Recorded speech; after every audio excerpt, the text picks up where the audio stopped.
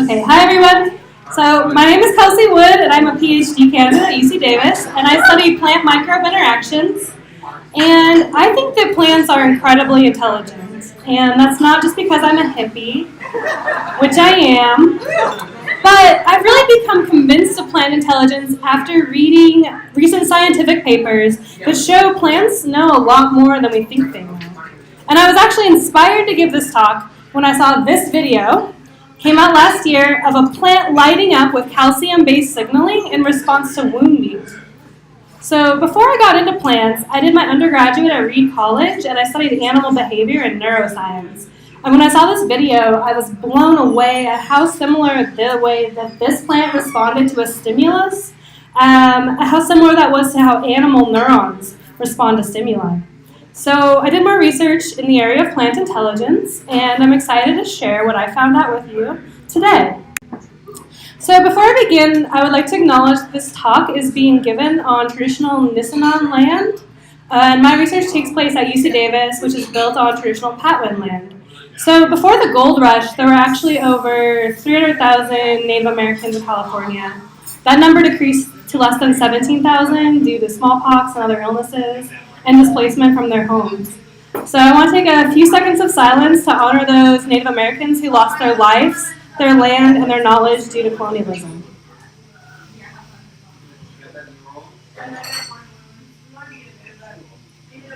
Thank you.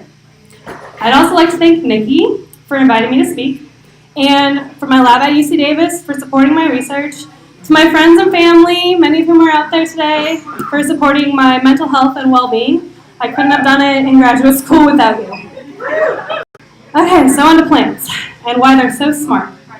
So when I was doing research for this talk, I really wanted to actually see what the indigenous knowledge of plant intelligence already was and what may have been overlooked by scientists. And I found this book here by Robin Wall Kimmerer. Dr. Kimmerer is a professor of botany, and she's a Native American. And in this book, she braids the two ways of looking at the world really sweetly in the book called Braiding Sweetgrass. And in the book, she says that plants have the ability to perceive, sense, respond to, and communicate about the environment.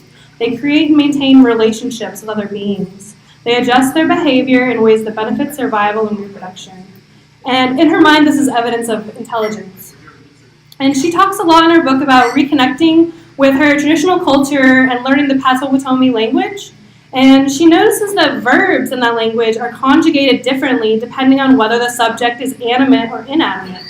As you might imagine, in that language, plants are animate objects. Plants are people. And this type of grammar presumes an intelligence of plants that I think science is just now barely starting to grasp.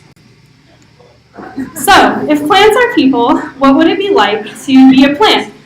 Some of the volunteers experienced that today in some way. And so I studied animal behavior, and there's a concept in that field called Umwelt. And that's a German word that translates to the world around, or like the environment. And the idea is that each organism experiences the world completely different from us or any other organism. And this is because each organism has different senses that are adapted to what's important to them. For example, dogs can smell hundreds of thousands more chemicals than we can smell, and the dog's Umwelt is largely based in the world of smell. Another important idea of Umwelt, which actually draws from Kant, is the idea that it's impossible to grasp knowledge of the world beyond our senses, which really makes it hard to imagine the world from another organism's perspective. We can try, but it's a lot like putting googly eyes on a flower. But we're going to try anyways in this talk. But first I want to read a quote from Robin Wall Kimmerer's book again, which I think puts the problem of being locked into our own Umwelt into perspective. She says this on the topic of plant communication. In the old times, our elders say, the trees talked to one another, but scientists decided long ago that plants were deaf and mute, locked in isolation without communication. The possibility of conversation was summarily dismissed. Science pretends to be purely rational, completely neutral, a system of knowledge-making in which the observation is independent of the observer. And yet the conclusion was drawn that plants cannot communicate because they lack the mechanisms that animals use to speak. The potentials for plants were seen purely through the lens of animal capacity, until quite recently, no one seriously explored the possibilities that plants might speak to one another, which they do, and which I'm going to talk about. So, part of the reason I think we don't see plants the same way is they live on a completely different time scale than us. Here are a couple time lapses. I have a bean seed germinating, a sunflower tracking the sun, a beanstalk climbing, and a carnivorous plant eating a fly. And I think when these plant behaviors are sped up, we can see that plants are just as active as any animal. I also have a plant here that's naturally sped up. This is a sensitive plant. I don't know if you guys were poking it or not, but right now it's all closed up. So this plant, when you touch its leaves, will close up in response to that. You can come look at it later maybe when it opens up.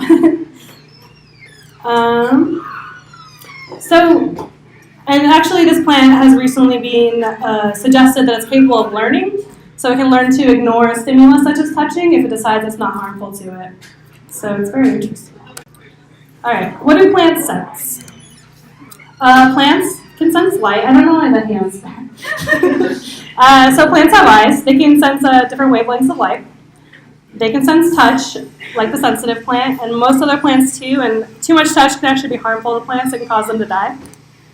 They can detect vibrations, so they have ears. They can sense chemicals, in analogy to our taste or smell. They can sense gravity. They know which direction to grow. They can track time using circadian clocks. They can sense nutrients and grow in those directions. They can sense water, and they can also sense microbes. And there are thousands and thousands of chemicals that plants use to communicate with and that they sense and respond to. But one of the most important ones is methyl jasmonate. And actually, I was going to pass out these jasmine flowers. So, could someone come up here? Yeah, there's like 4 of them. So take a jasmine flower and smell it. It's really nice. Pass it on. So one of the main chemicals that you're smelling here, depicted over there, it's methyl jasmonate. And this is a compound that when plants are wounded, they release into the air. And that activates the defense responses in the plant and also warns neighboring plants that there are insects around and makes them more resistant. And this kind of demonstrates the chemistry is the primary language of plants. So they release a ton of chemicals into the air to warn neighboring plants, and they also release chemicals in the air to recruit insects like wasps to help fight their attackers for them. In fact, the smell of fresh cut grass is actually the grass screaming for help from insects to come protected. In addition to the above ground parts of the plants, the roots are also involved in communication, primarily with microbes. So the roots actually secrete a ton of chemicals to attract microbes in and to feed beneficial bacteria and fungi. So plants do communicate underground. They have their own version of the internet. In forests, there's something called the mycorrhizal network, which basically just means fungus root network. The mushrooms that we see when we're walking through the forest are only the fruiting body of the fungus. Most of the fungus is underground. The underground portion is called the mycelium, and it connects neighboring trees to each other. And trees can use this network to communicate signals about pests. They can also transfer carbon and other nutrients to neighbors in need through the fungal networks. So plants have Venmo. Plants can actually remember infections, and they can communicate with themselves. One example of this is during infections by pathogens, which are harmful microbes. The plants release a signal to the rest of the plant to prime the defense response. And this signal is mediated by salicylic acid, which you might know as aspirin, and which was also isolated from the bark of the willow tree by a lot of Native Americans and used as a painkiller. And just like aspirin helps sick people, it can help sick plants. In fact, agricultural companies have used this molecule to create plants with their defenses primed, which are more disease resistant. So plants also respond to animal predators. So the primary hormone involved here is jasmonic acid, which is the smell of jasmine, hopefully, which you've all smelled by now. But recently, scientists have shown another important part of this signaling, which is calcium spikes. So here. So here I have a video. Maybe. I don't know.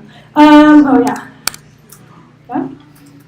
All right. So yeah, you have a caterpillar munching on a leaf, and you can see that in this plant they basically took a green fluorescent protein from jellyfish, and they combined it with a calcium sensor so that the scientists could monitor the calcium levels, and it glows green. And as soon as the caterpillar starts to munch on the leaf, the whole plant lights up. The whole plant knows it's under attack. And it spreads to the plant via the phloem, which is basically like the plant's bloodstream. Plants also use neurotransmitters. So the caterpillar research came out of Simon Gilroy's lab at University of Wisconsin-Madison. And in the same paper, they show that if you apply a little bit of glutamate to the leaf, that glutamate can trigger the calcium spiking. And you might know about glutamate from MSG, monosodium glutamate. It's a savory seasoning, umami, very delicious. It's an amino acid, and it's also an excitatory neurotransmitter. It can excite neurons in animals. And just like in animals, these plants need the glutamate receptor in order to be excited. Since in this paper they showed that plants that are mutated for the receptor did not show a calcium response. And also, as a side note, plants also make other neurotransmitters such as melatonin, serotonin, dopamine, norepinephrine, but their role in plant physiology is not yet understood, so it could be really interesting.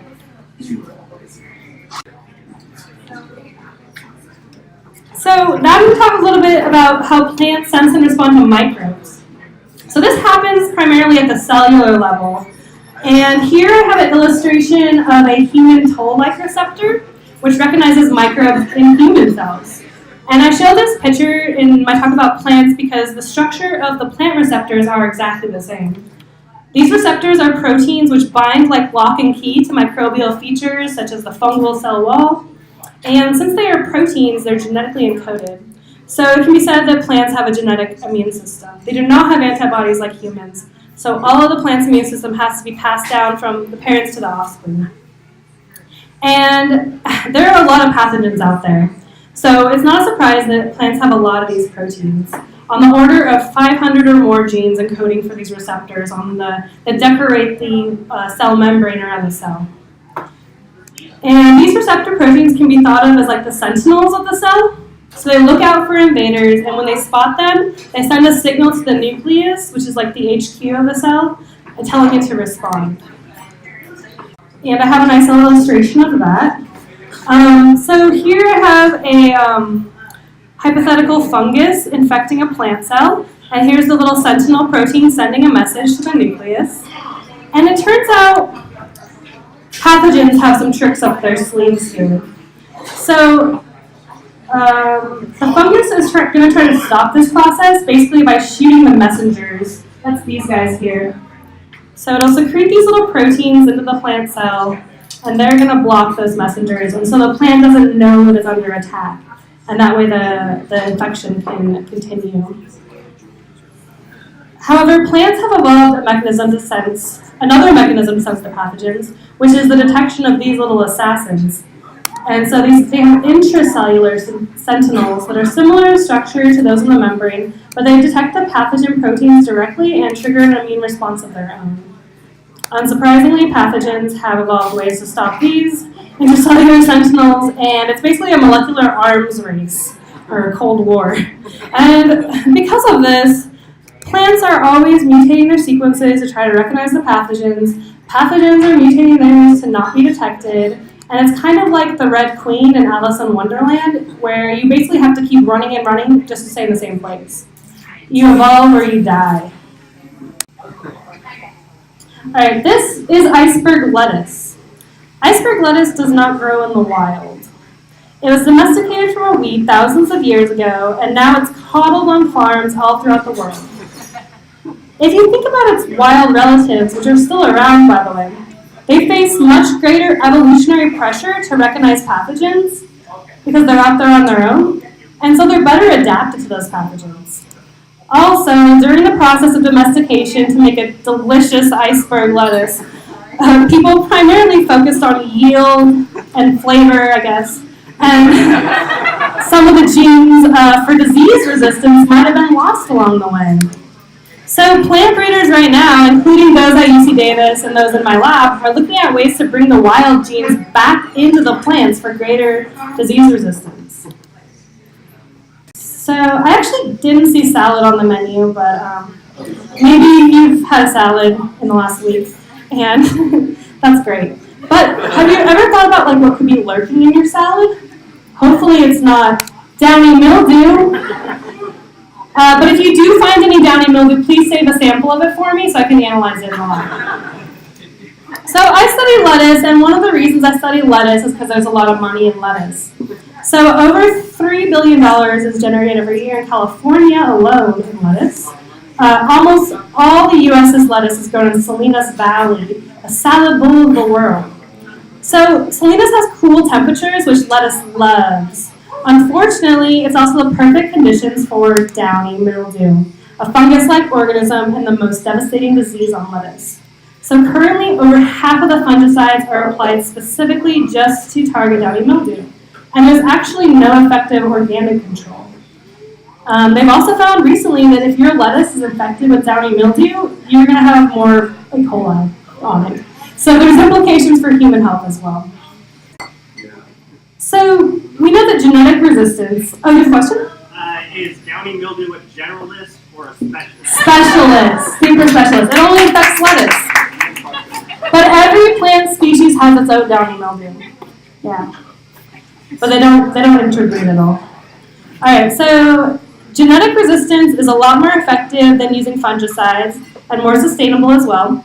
So we decided to go wild. Here I have a picture of Lactuca virosa, also known as opium lettuce. It's called that because it actually has analgesic properties that have used for centuries as an alternative to opium. So it doesn't look very appetizing. And I used to always say at talks that it tastes disgusting, but I actually had some before this talk, and it's not that bad. And I'm feeling great. So anyway, it's really resistant to downy mildew. So we wondered, how many pathogen proteins does this wild lettuce recognize? And also, how durable is the resistance? In other words, how easy would it be for the pathogen to outsmart it? And what we found, in short, this is like a lot of my thesis, but I'm condensed into one slide. We found that this lettuce is very clever indeed. So we made a cross between our cultivated lettuce and the wild lettuce, and did some genetic mapping, and basically found out that it recognizes 7 proteins from the downy mildew. And all these recognitions are genetically linked, so that means they're going to get inherited as a single unit on the chromosome, which is great for breeding because you won't lose that throughout the generations. It's what's known as a natural gene stack. So it should offer more durable resistance in theory because the pathogen would have to mutate all 7 of its proteins in order to overcome this resistance, which is just not very likely statistically.